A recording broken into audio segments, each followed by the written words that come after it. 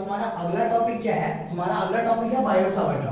जैसे कि अपन लोग इलेक्ट्रोस्टैटिक्स में पढ़े थे, ठीक है, इलेक्ट्रोस्टैटिक्स में क्या पढ़े थे कि अगर मान लो कोई एक चार्ज है, ये अगर मान लो कोई एक चार्ज है, ठीक है ना, इसकी वजह से मेरे को एक पर्टिकुलर पॉइंट P पे मेरे को क्या निकालना रहता था, यहाँ पे भी एक मान लो चार्ज है, तो दोनों के बीच का फोर्स निकालना रहता था, ठीक है। वैसे ही टाइप से यहाँ पे हम लोग बायोट सावर्ट लॉ पढ़ते हैं, यहाँ पे क्या बोलते हैं, बायोट सावर्ट लॉ पढ़ते हैं, ठीक है ना, बायोट सावर्ट लॉ यहाँ पे हम लोग पढ़ते हैं, है ना। तो बायोट सावर्ट लॉ बोलता क्या है, बायोट सावर्ट लॉ बोलता क्या है, पहले हम लोग एक काम करते हैं, डायग्राम बना लेते हैं। हम लोग उसके कूलम्ब लॉ के पहले हम लोग क्या किए थे, डायग्राम बनाए थे, है ना। मान लो ये एक करंट कैरिंग वायर है, ठीक है, मान लो ये करंट कैरिंग वायर है जिसमें I करंट फ्लो हो रहा था, इसमें क्या फ्लो हो रहा था, I करंट फ्लो हो रहा था। यहां से मेरे को R डिस्टेंस दूरी पे एक पॉइंट P है, ठीक है, यहां से मेरे को R डिस्टेंस दूरी पे पॉइंट P है ना। अब इस वायर का कोई लेंथ होगा, इस वायर का कोई लेंथ होगा, मान लो ले लिया मैं छोटा सा dl, एक लेंथ ले लिया छोटा सा dl, ठीक है, एक लेंथ ले लिया छोटा सा dl। अब इस छोटे से लेंथ में भी करंट फ्लो होता होगा, तो इस छोटे से लेंथ के कारण इस पर्टिकुलर पॉइंट पे कितनी मैग्नेटिक फील्ड आ रही थी, छोटा सा कितना छोटा सा मैग्नेटिक फील्ड आ रहा था, ठीक है, वो हम लोग को निकालना है ना। तो अपन लोग इसको कैसे लिखेंगे, इसको हम लोग लिखेंगे, मैं यहाँ पे डेफिनेशन लिख ले रहा हूँ, आप लोग लिख लीजिएगा, ठीक है ना। यहाँ पे according to Biot Savart law, according to Biot Savart law, ठीक है, small amount of magnetic field, small amount of magnetic field due to small length of wire carrying current और करंट एलिमेंट, ठीक है ना, और करंट एलिमेंट मतलब एक wire है, ठीक है, एक वायर है, उसमें छोटा सा लेंथ जिसमें करंट जा रहा है, ठीक है, उसके कारण इस पॉइंट पे मैग्नेटिक फील्ड कितनी होती थी, ये मेरे को बायोट सावर्ट लॉ बताएगा, ठीक है ना।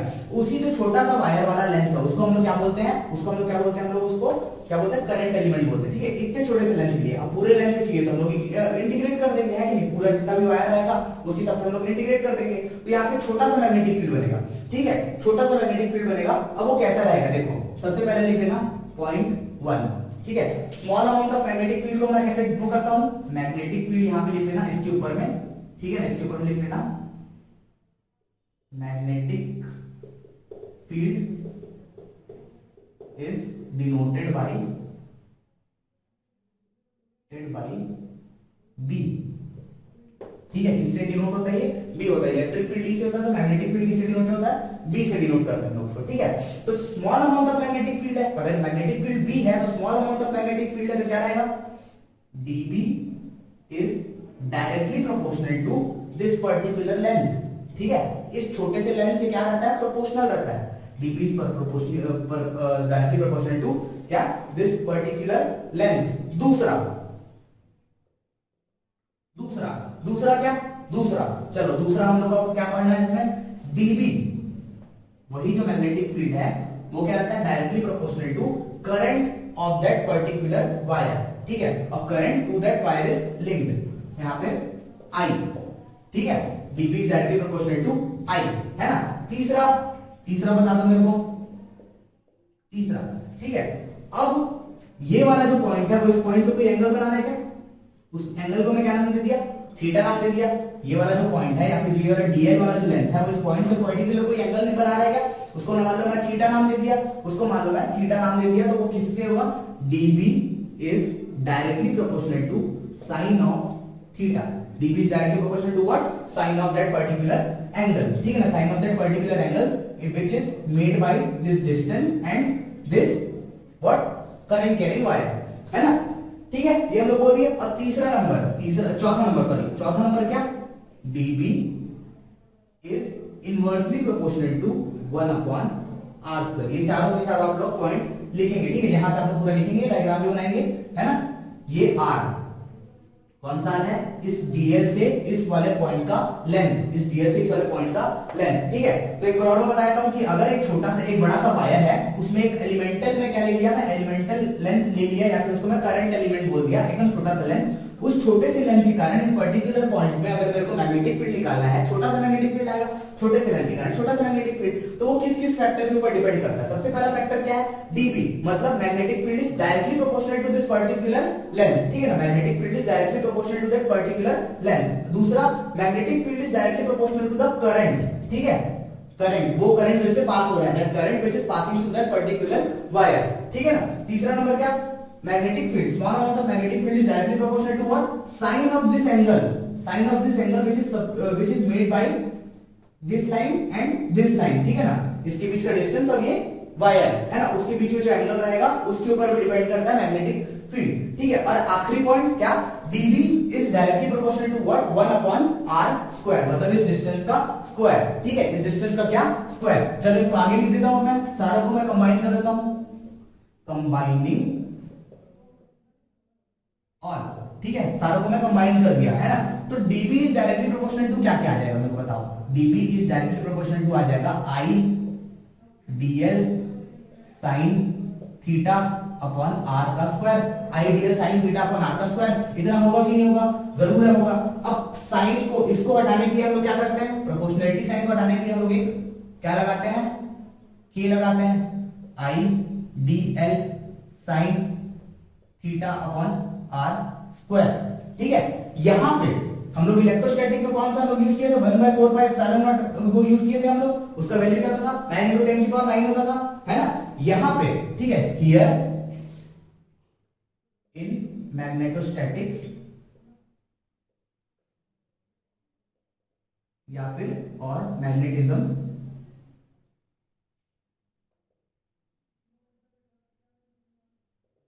मैग्नेटिज्म क्या होगा यहाँ पे, मैग्नेटिज्म यहाँ पे क्या हो जाएगा,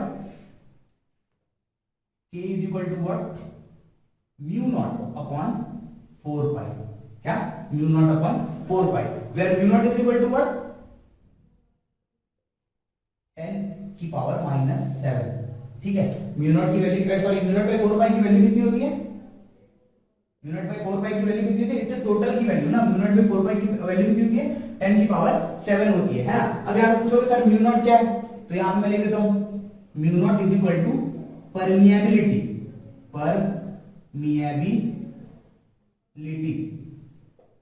ठीक है।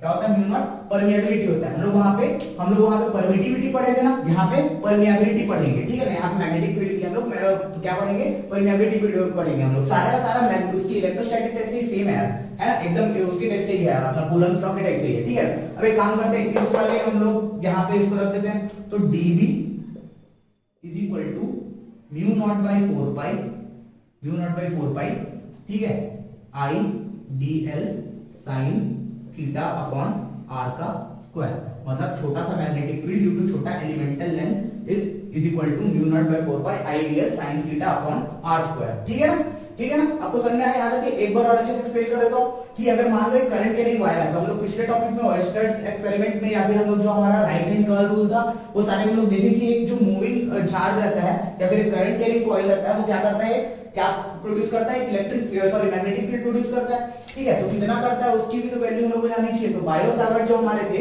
ठीक है ना, दो साइंटिस्ट थे बायोट और सावर्ट नाम से, दोनों एक लॉ निकाले कि वो किसके इक्वल रहता है। बहुत सारे एक्सपेरिमेंट करने के बाद तो समझ में आया उनको कि जो स्मॉल अमाउंट ऑफ लेंथ रहता है उसके कारण जो यहाँ पे मैग्नेटिक फील्ड बनती है, उसकी वैल्यू क्या क्या रहती है, उसकी वैल्यू रहती है dB is directly proportional to dl, इस छोटे वाले लेंथ के, dB is proportional to I, जो इसमें करंट जा रहा है उसमें, dB is proportional to sin theta, मतलब इस वायर के और ये जो लेंथ है, इन दोनों के बीच का जो पॉइंट के बीच का जो डिस्टेंस है उससे बनाता हुआ एंगल, ठीक है। और dB is inversely proportional to 1/r², मतलब इस डिस्टेंस का स्क्वायर, ठीक है। सारों को मैं कंबाइन कर दिया एक साथ, यहाँ पे सारों को मैं कंबाइन करने के बाद प्रोपोर्शनलिटी साइन हटाया और वहां पे k लिख दिया। यहाँ पे k इज इक्वल टू मैं क्या यूज करूंगा, म्यू नॉट अपॉन 4 पाई मैं यूज करूंगा यहाँ पे, ठीक है ना। तो म्यू नॉट अपॉन 4 पाई की वैल्यू यहाँ पे होती है 10⁻⁷, where mu naught is equal to permeability in free space, ठीक है, परमिएबिलिटी इन फ्री स्पेस। वहां पे भी एप्सिलॉन नॉट होता था ना अपना, क्या होगा, परमिटिविटी इन फ्री स्पेस, यहाँ पे परमिएबिलिटी क्या होगा, परमिटिविटी इन फ्री स्पेस, ठीक है ना। अगर वो मीडियम टू मीडियम क्या करेगा, वो डिपेंड करेगा, है ना। सारों को कंबाइन करने के बाद k की वैल्यू यहाँ पे लिख दिया, मतलब छोटा सा मैग्नेटिक फील्ड ड्यू टू छोटा सा length is equal to this, ठीक है। समझ में आ गया आपको? आपको कोई डाउट होता है तो आप लोग सीधे कमेंट सेक्शन में जाके लिख दीजिएगा कि सर यहाँ पे डाउट आया करके, मैं आपको उसको क्लियर करने की कोशिश करूंगा जब भी वीडियो बने या फिर जब भी आपका डाउट लग सके तब। ठीक है, चलो तो हम लोग वेक्टर फॉर्म देख लेते हैं कि बायो-सैवर्ट्स लॉ का हम लोग का वेक्टर फॉर्म कैसा होता है। हम लोग सारे के सारे कूलम्स लॉ का भी वेक्टर फॉर्म देखे थे ना, वैसे ही बायो-सैवर्ट्स लॉ का वेक्टर फॉर्म भी हम लोग देख लेते हैं कि इसका वेक्टर फॉर्म कैसे होता है। ठीक है, इसको मैं यहां पे लिख देता हूं, वेक्टर फॉर्म ऑफ, आप लोग नोट्स बनाते रहिएगा। ठीक है, वेक्टर फॉर्म ऑफ बायो-सैवर्ट्स लॉ। ठीक है, ठीक है, चलो अब मैंने क्या किया, मैंने यहां पे देखा कि D B is equal to mu by 4 pi, mu not by 4 पाई, ठीक है, I D L sine theta upon R. ठीक है ना, I D L sine theta upon R. ठीक है ना, चलो मैं यहां पे बना भी देता हूं 1 मिनट की ड्राइंग। ठीक है ना, आप लोग को आसानी है थोड़ी सी। थीटा यहाँ पे आर है, यहाँ पे डीएल है। ठीक है, डीएल की डायरेक्शन किधर रहेगी? डीएल की डायरेक्शन, अगर मान लो ऐसा करंट हो रहा है तो डीएल की डायरेक्शन ऑलवेज अलोंग करंट। ठीक है ना, डायरेक्शन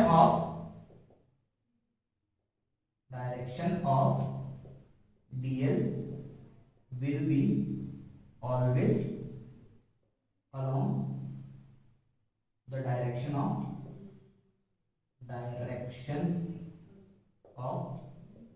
करंट।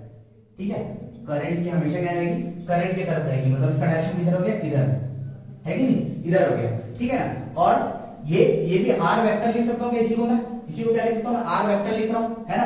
आर भी क्या है? डिस्टेंस है, डिस्टेंस एक वेक्टर फॉर्म होता है। ठीक है, तो यहाँ पे मेरे पास अब मैं इसका वेक्टर फॉर्म होता है dB mu naught upon 4 pi आई डीएल, ठीक है, आर स्क्वायर होता है यहाँ पे, सॉरी आर स्क्वायर होता है यहाँ पे, I dl sine theta upon are cube into r, ऐसा लिख दिया मान लो। ठीक है, या फिर एक काम करो, ऊपर नीचे आप लोग आर मल्टीप्लाई कर लो। ठीक है, मेरे को वेक्टर फॉर्म निकालना, मैं इसलिए कर रहा हूँ। ठीक है ना, इसको वेक्टर बना दो, यहाँ पे भी इसको वेक्टर बना दो, यहाँ पे भी वेक्टर आई डीएल को वेक्टर बना दो। Current is not a vector quantity, इसलिए मैं इसको वेक्टर ले नहीं सकता, है ना। तो मैं इसके साथ में कुछ वेक्टर लाने के लिए ऊपर नीचे आर मल्टीप्लाई कर दिया। ध्यान से सुनते रहिएगा। ठीक है, ध्यान से सुनते रहना, है ना। चलो अब इसके अंदर क्या किया, dv vector is equal to mu not by 4 पाई, ठीक है, mu naught by 4 pi I D L R vector sine theta upon are cube, है कि आर क्यूब। ठीक है, अब हम लोग को पता है कि a क्रॉस b जब होता है तो क्या लिखते हैं उसको? ए बी साइन थीटा लिखते हैं। ठीक है, क्या लिखते हैं? a क्रॉस b अगर होता है तो उसको हम क्या लिखते हैं? ए बी साइन थीटा लिखते हैं। यहां पे देखो मेरे पास ये वाला a हो गया, मान लो ये वाला b हो गया, वाला साइन थीटा हो गया कि नहीं? तो उसको मैं क्रॉस प्रोडक्ट में चेंज कर दूं क्या? इसको मैं क्रॉस प्रोडक्ट में चेंज कर देता हूं ये वाले फॉर्मूले से।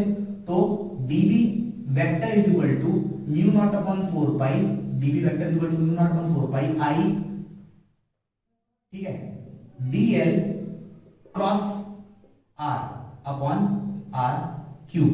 ठीक है, अब यहाँ पे क्यूब कहां से आ गया? यहाँ पे आप लोग समझिए। ठीक है, ये सारा मॉड में था, सारा मॉड में रहेगा। ठीक है, क्योंकि स्केलर वैल्यू ना सारी की सारी, है ना, स्केलर वैल्यू, है ना। तो मैं क्या लिख सकता हूँ उसको? मैं ये वाला भी तो मॉड में रहता है ना, क्योंकि, है ना। इसको मैं क्या लिख सकता हूँ? मैं A B sine theta, A B sine theta is equal to A cross B, A B sine theta is equal to A cross B लिख सकता हूँ कि लिख सकता हूँ? फिर से एक बार मैं आपको बताता हूँ, आप लोग कंफ्यूजन ना हो करके। ठीक है, यहाँ पे वेक्टर फॉर्म ऑफ बायो-सैवर्ट्स लॉ हम लोग देख रहे थे कि अगर मान लो ऐसा करंट कैरिंग वायर है, ठीक है, तो करंट कैरिंग वायर उसके पर्टिकुलर रिस्पॉन्स पे मेरे को मैग्नेटिक फील्ड मिला बायो-सैवर्ट्स लॉ से, लेकिन मेरे को डायरेक्शन नहीं मिला। मेरे को क्या नहीं मिला? डायरेक्शन नहीं मिला। अब मेरे को डायरेक्शन निकालना है। ठीक है, मेरे को क्या निकालना है? डायरेक्शन निकालना पर्टिकुलर इस पॉइंट पे कि डायरेक्शन कैसे निकलेगा, है ना। चलो मैं अब कैसे निकालूंगा? डीएल का मैं डायरेक्शन लिया, क्या लिया मैं? डीएल का मैं डायरेक्शन लिया, किस डायरेक्शन में? Along the direction of current. ठीक है, along the direction of current, current के डायरेक्शन में डीएल का डायरेक्शन बनेगा। तो डीएल क्या हो गया? एक वेक्टर क्वांटिटी बन गई, है ना। ये आर भी तो क्या है? डिस्टेंस है, वो डिपेंड करता है यहां से यहां जाओ, यहां से यहां जाओ, है कि नहीं? जैसे अपन लोग उसमें पढ़े थे, अपन लोग इलेक्ट्रोस्टैटिक्स में पढ़े थे, सेम टू सेम, है ना। आर भी क्या है? वेक्टर क्वांटिटी है। चलो आर की वेक्टर क्वांटिटी उसको भी ले लिया, है ना। मतलब मेरे पास दो वेक्टर क्वांटिटीज आ गई, एक ऊपर एक नीचे, है ना। अब मेरे को ऊपर भी चाहिए था कुछ ना कुछ, इसलिए मैं ऊपर नीचे यहाँ पे क्या किया? मैं यहाँ पे आर का मल्टीप्लाई कर दिया। क्या मल्टीप्लाई कर दिया? आर वेक्टर का मल्टीप्लाई किया। ठीक है, तो आर स्क्वायर हो गया यहाँ पे, आर स्क्वायर इंटू आर, ठीक है, आर स्क्वायर इंटू आर क्या हो जाएगा, आर क्यूब हो गया और ऊपर में एक और आर मल्टीप्लाई हो गया, तो मेरा क्या बन गया formula, dv equal to mu naught upon 4 pi I dl r sin theta upon r cube बन गया। ध्यान से सुनते रहिएगा, इसीलिए बोला था क्योंकि छोटी छोटी चीजें इसमें गलती कर देती हैं, ठीक है ना। अब a b sin theta is equal to क्या हो गया, a क्रॉस b, है ना, a b sin theta is equal to a cross b, इसी का यहाँ पे d dl r sin theta is equal to क्या लिख दिया, dl क्रॉस r लिख दिया। तो यही जो है जो dv is equal to mu naught upon 4 pi I into dl cross r upon r cube, ये जो है क्या वो वेक्टर फॉर्म है किसका, इसका अपने बायो-सेवर्ट्स लॉ का, ठीक है, किसका है, बायो-सेवर्ट्स लॉ का, है ना। चलो अब इसका डायरेक्शन कैसे निकालेंगे हम लोग, ठीक है, हम लोग को तो मैग्नीट्यूड मिल चुका है, वेक्टर वाले से हम लोग डायरेक्शन वो भी निकाल सकते हैं डायरेक्शन, तो डायरेक्शन भी निकाल देते हैं, ठीक है। डायरेक्शन ऑफ मैग्नेटिक फील्ड लिख देते हैं हम लोग, यहाँ पे क्या लिखते हैं, डायरेक्शन ऑफ मैग्नेटिक फील्ड, ठीक है, direction of magnetic field at that point, at a point, ठीक है। क्या होगा direction of magnetic field at the point will be along the direction of dl cross r, ठीक है, it will be along the direction of vector dl cross r, क्या r vector, ठीक है, जो मतलब dl cross r vector, dl cross r जब मैं करूंगा, ठीक है ना, क्रॉस प्रोडक्ट में क्या होता है, दो वेक्टर को जब हम लोग मल्टीप्लिकेशन करते हैं, दो वेक्टर में हम लोग क्रॉस प्रोडक्ट करते हैं तो एक क्रॉस प्रोडक्ट आता है ना, मतलब सॉरी वेक्टर आता है, ठीक है, दो वेक्टर का हम लोग क्रॉस प्रोडक्ट करते हैं तो वेक्टर क्वांटिटी आती है, वेक्टर का कोई ना कोई डायरेक्शन तो होगा ना, क्या होगा, डायरेक्शन होगा ना, ठीक है, तो वो क्या होगा, dl क्रॉस r का जो भी डायरेक्शन रहेगा, ये जो वेक्टर आएगा रिजल्टेंट वेक्टर, उसका जो भी डायरेक्शन रहेगा, उसी डायरेक्शन में हमारा क्या रहेगा, मैग्नेटिक फील्ड रहेगा, क्या है, उसी डायरेक्शन में क्या रहेगा, मैग्नेटिक फील्ड रहेगा, ठीक है। चलो अब direction of magnetic field at a point it will be along the direction of vector dl cross r, ठीक है, इतना समझ में आ गया। अब कैसे होगा, इसको मैं क्या लिख सकता हूं, और perpendicular to the plane containing dl vector and r vector, ठीक है, perpendicular to the dl vector and r vector, ठीक है, and r vector perpendicular to the plane containing dl vector and r vector। ये क्या होता है, property of क्या है, ये क्रॉस प्रोडक्ट, आप लोग 11th में पढ़े होंगे, प्रॉपर्टी ऑफ क्रॉस प्रोडक्ट, ठीक है, प्रॉपर्टी ऑफ क्रॉस प्रोडक्ट। मैं आपको एक और बता दे रहा हूं, फॉर एग्जांपल यहाँ पे देख लो नीचे में, ठीक है, आई कैप इनटू जे कैप जब भी हम लोग करते थे क्रॉस में, आई कैप क्रॉस जे कैप हम लोग करते थे तो क्या होता था, के कैप आता था और आई जे क्या होते थे, तीनों के तीनों एक दूसरे से परपेंडिकुलर होते थे, है ना। तो यहाँ पे भी मैं आपको एक बार एग्जांपल देके समझाने की कोशिश करता हूँ, यहाँ पे आप लोग को समझ में आ जाए शायद। देखो ये वाला जो है वो इधर है, करंट किधर जा रहा है, इधर जा रहा है, करंट किधर जा रहा है, इधर, ठीक है, और आर किधर है, इधर है, आर किधर है, इधर है ना। तो ये प्लेन में मेरा आर और एल डीएल दोनों आ गया, क्या मतलब ये एक प्लेन है जिसमें आर और डीएल दोनों आ गया, ध्यान से देखिए मेरे हाथों को, ठीक है ना, ये वाला ये वाला एल आ गया और ये वाला आर आ गया, एक प्लेन में आ गया। तो इस प्लेन के कहां, परपेंडिकुलर, इस प्लेन के कहां, परपेंडिकुलर मतलब अंदर की ओर। इसी कारण तो मैं क्या लिखता था वहां पे, इनवर्ड लिखता था कि नहीं लिखता था, इसी कारण मैं इनवर्ड लिखता था ना। और यहाँ पे ऐसा कैसे, तो ये प्लेन है जहां पे आर और ये वाला क्या, मेरा हाथ क्या, ये वाला उंगली डायरेक्शन ऑफ करंट, ठीक है, तो यहाँ पे से आउटवर्ड है, मतलब यहाँ पे क्या, डॉट है कि नहीं, समझ में आया कि नहीं आपको, आया ना। चलो ठीक है, यहाँ पे समझ में आ गया आपको कि डीएल और आर जिस प्लेन में रहेंगे उस प्लेन के परपेंडिकुलर रहेगा किसका डायरेक्शन, हमारे मैग्नेटिक फील्ड का डायरेक्शन, उस small amount of magnetic field का डायरेक्शन। बहुत इंपॉर्टेंट है, बहुत बेसिक चीजें हैं ये सब, ठीक है। इसके आगे इसका सारा एप्लीकेशन है, इसलिए आप लोग इसको ध्यान से, एकदम ध्यान से समझिएगा, जितना आपसे हो सके उतने कंसंट्रेशन से इस वीडियो को देखिएगा, ठीक है, तभी आपको समझ में आ जाएगा, है ना। चलो अब इसके कुछ हम लोग बेसिक केसेस के बारे में बात करते हैं, कि छोटे छोटे केसेस, इसमें 2-3 केसेस आते हैं, उसके बारे में हम लोग एक बार बात कर लेते हैं। कुछ केसेस देख लेते हैं, ठीक है, कि कहां पे कैसे कैसे होता है, कुछ अलग अलग जगह पे हम लोग रख के देख लेते हैं पॉइंट को, ठीक है ना। उस हिसाब से दो इसमें हम लोग अच्छे से केसेस देख लेते हैं, ठीक है, कि मैक्सिमम कब होगा और मिनिमम कब होगा, ठीक है। तो पहला वाला केस मान लो मैं यहाँ पे लिखता हूँ, ठीक है, पहला मैं केस लिखता हूं, ठीक है, when the point is on the axis of the current carrying wire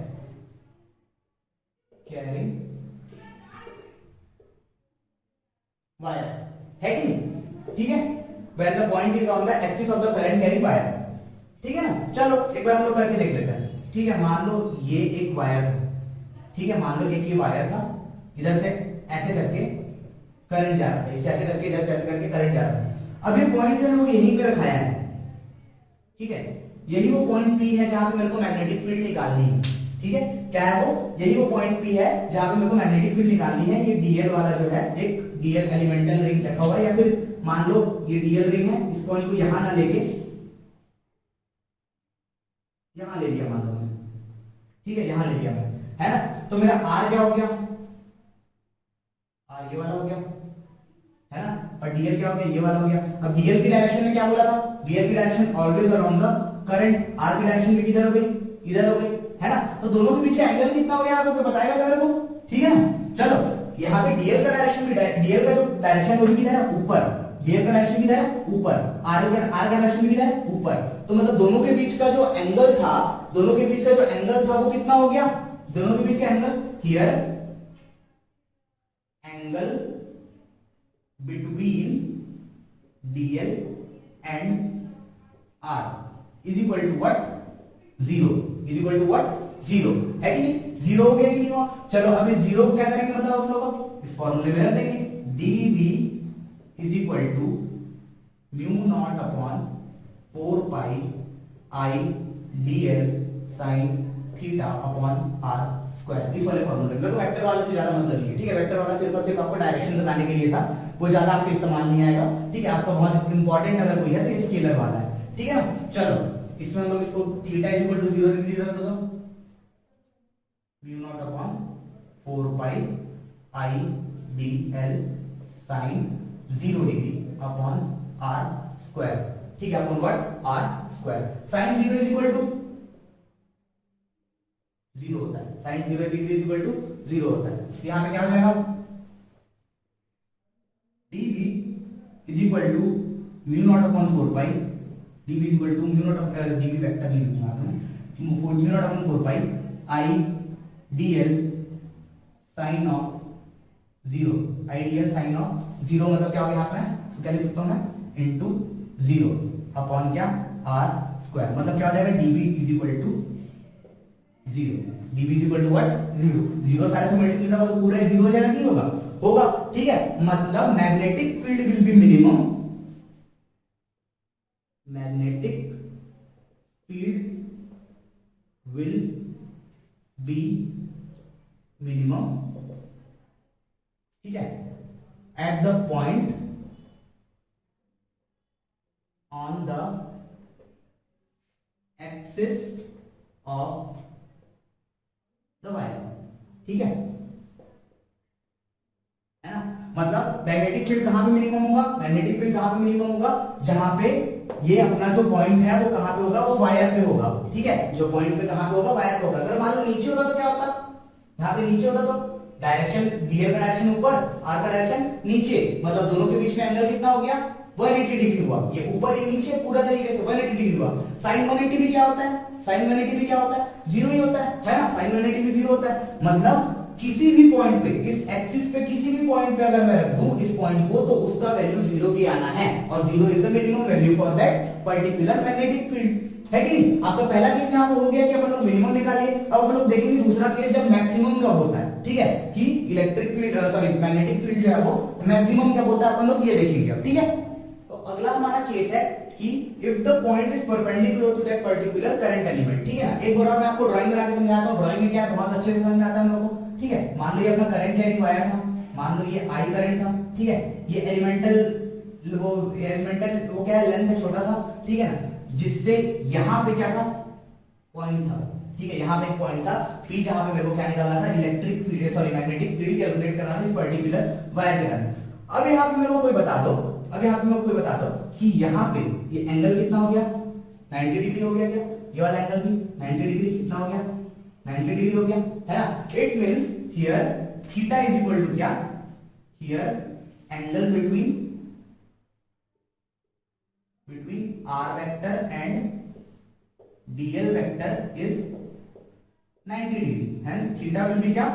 90 degree होगा। थीटा भी क्या होगा? आप इज इक्वल टू 90 डिग्री होगा, है ना? अपने को पता है ना कि इन्हीं दोनों के बीच का एंगल तो लोग देखते हैं ना, dl और इस जो ये वाला r है उसके बीच का एंगल तो अपन लोग देखते हैं, है कि? वो यहाँ पे क्या हो गया? 90 डिग्री हो गया, ठीक है? तो dl is equal to 90 degree, ठीक है? तो db is equal to mu upon 4 pi, mu naught upon 4 pi, dp is equal to mu naught upon 4 pi i dl sin theta upon क्या?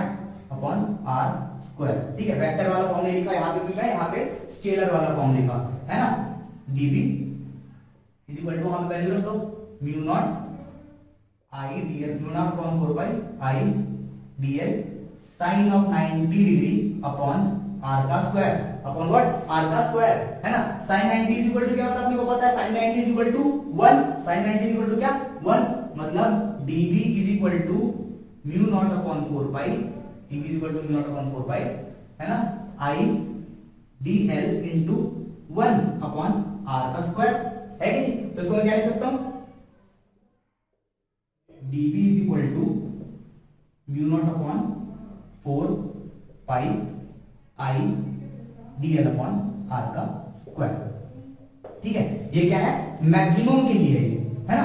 अब ये बताओ कि ये वैल्यू जो था वो कब मैक्सिमम होगी? जब sin theta is equal to 1 होगा, है ना? क्योंकि sin की वैल्यू हमेशा क्या होती है? 1 से छोटी होती है। उसकी मैक्सिमम वैल्यू क्या है? sin की वैल्यू 1 है ना? इसकी मैक्सिमम वैल्यू क्या? 1 है, तो 1 वैल्यू में आप ले आया, तो यही वैल्यू क्या है? मैक्सिमम है, ठीक है? यही वैल्यू क्या है? मैक्सिमम है। इसको मैं क्या लिख सकता हूं? db will be maximum when the point is perpendicular to the current element। current element क्या है?